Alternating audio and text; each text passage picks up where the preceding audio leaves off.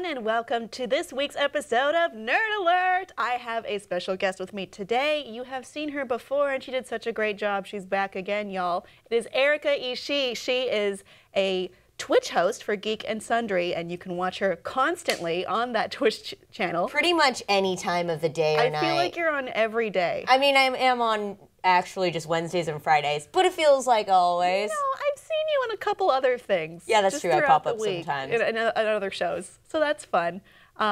It's a great time. I definitely recommend you check them out. Sometimes I'm there, just saying. But we're going to talk about our first story, which is in stark contrast to the fun of the Geek and Sundry Twitch, which is the alleged so-called female Viagra. This is a new drug that should be coming out in October. It's been approved. It's going by the name Addyi. I don't know if that's the pronunciation. We don't actually have confirmation on the pronunciation yet, since nobody has done like a news story on it and pronounced it for us. So I think we're going to call that correct. We've just messed up a little bit. Well, you know. But I have problems with this. I feel this is a really problematic, well, first of all, not to describe it as female Viagra. Viagra is a pill that helps men physically perform during sex. It gives them an erection. It isn't really referring to libido, which is what Addyi claims to be able to fix. So I think, first of all, that is a little bit of a misnomer. Secondly, there are many problems critics have with this drug, one of which is that it doesn't really appear to work. Chiefly. Right. It says that only 8 to 13% of women experienced increased libido, and that's like not accounting for the margin of error. So that's an incredibly small percentage of women that it would actually help. And then it said it also that only on average 0.5% more. No, 0.5 more, not percent, sexually satisfying events. That means half of one sexual encounter is more satisfying a month? Yeah. And also, what does more sexually satisfying experience mean? Is that like code for orgasm? I don't know. It wasn't made clear to me.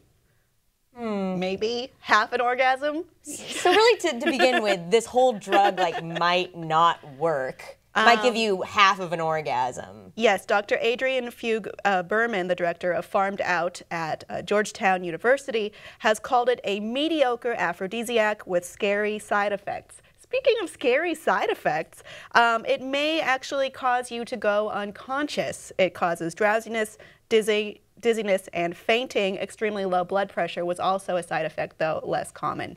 Well, I know that's what I want from a sexual encounter or a sexual partner, like drowsiness. In the middle. Everyone loves that, right? No.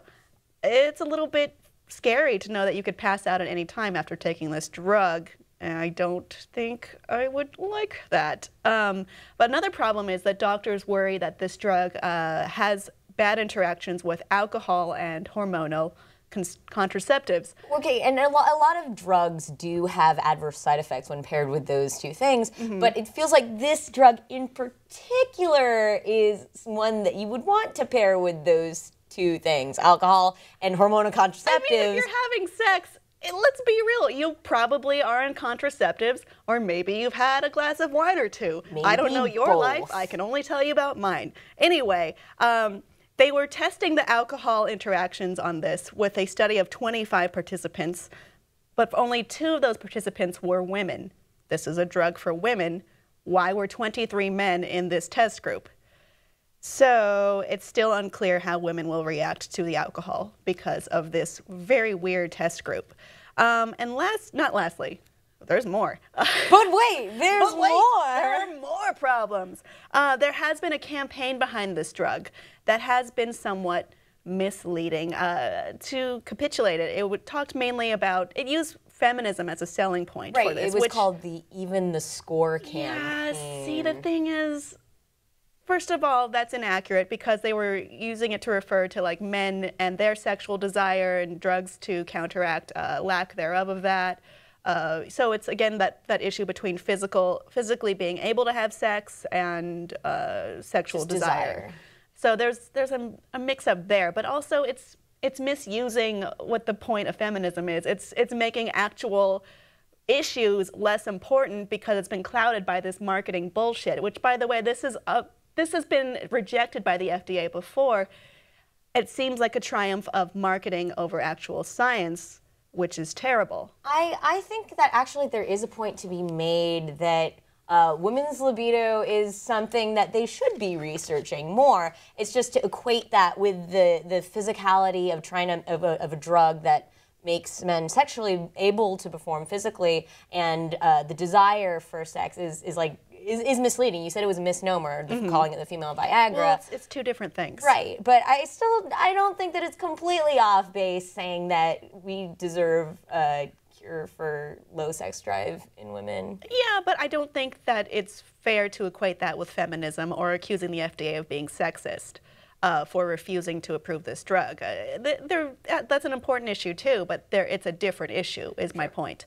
And also, it's been called a textbook case of disease mongering by Big Pharma. Critics have accused the creators of this drug of inventing the medical condition hypoactive sexual desire disorder that this drug is designed to treat. Yeah, having an actual textbook disease that they need this to treat, I guess if they made it up. Well, I think I still think we need it. I still think it's something worth researching. I don't think that we need to have a disease that may or may not exist to justify researching something like this. Mm-hmm. Well, to me, it comes back to making a profit and creating an issue or exaggerating an issue for a profit, and then using the marketing to overcome what actual researchers and scientists have to say about this. Audience, what do you think of the so-called female Viagra, which, by the way, it shouldn't be called that? Let us know below in the comments, and please be sure to subscribe for more.